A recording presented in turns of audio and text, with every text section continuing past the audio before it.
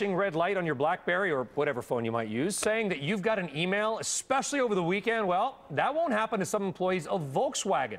The car company bowing to pressure from its workforce and will shut off BlackBerry messaging for union employees after they're done working for the day. In other words, they can't send or receive emails even if they want to. Does that make sense in this 24/7 world? Joining us now is Jonathan Geller, president and editor-in-chief of Boy Genius Report. And joining us from New York is Sam Biddle, Gizmodo reporter. All right, Jonathan, first to you. You think this is a lot of our viewers are probably saying, yeah, that sounds great. I can focus on the family.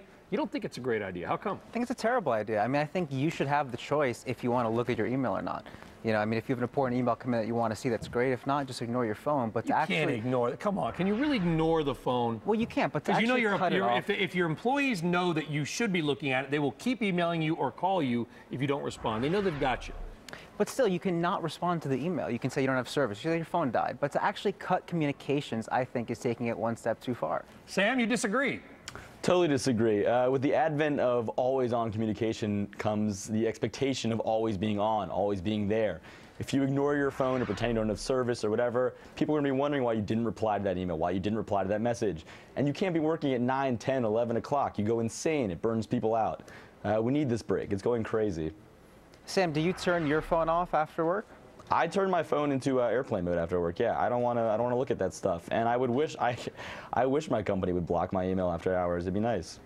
You know, what's the real implication here, though, if this catches on, Jonathan? I mean, you and I were chatting in the break about RIM, and our viewers, believe me, are very keenly aware of the RIM problems because we've talked a lot about them. If this catches on, is there a downside for the companies like Research in Motion and others?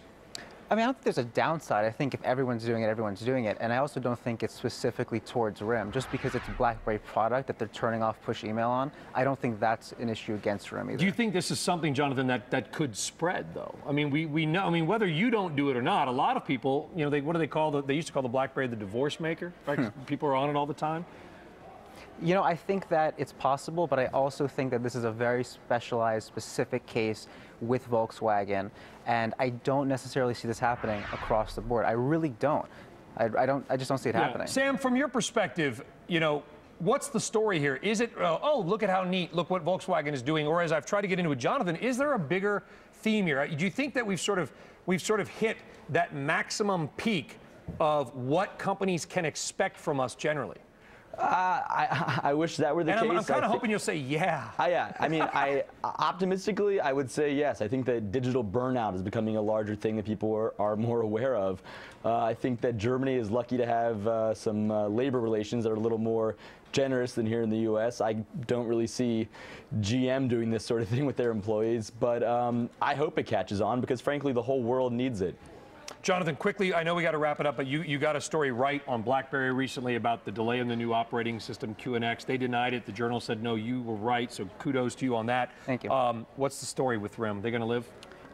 I mean, I don't know. I hope they do. They're one of my favorite companies, but their new product line, BlackBerry 10 for their smartphones and tablets, is just not doing that well right now. Jonathan Geller of Boy Genius Report, thank you very much. Thank you so much. BGR.com, and Sam Biddle of Gizmodo. Sam, I'd send you an email over the weekend, but I can't. But happy holidays anyway. Same to you. All right, take care. Up next,